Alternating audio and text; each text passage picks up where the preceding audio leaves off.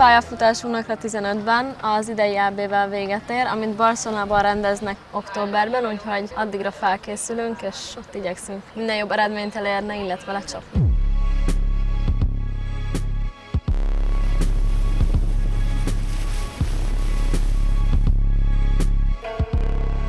Szerintem mind a kettőnek az motivációt jelentett, hogy beüljünk a NAKRA 17-es hajóosztályba, hogy ez egy nagyon új dolog, nagyon izgalmas dolog, nagyon gyors dolog, és abszolút így a jövőt jelenti a vitorlázásban.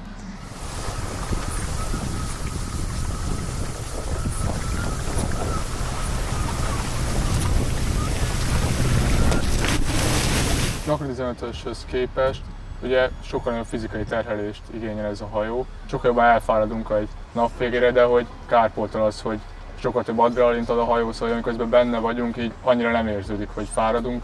Nap végén azért jól tudunk aludni.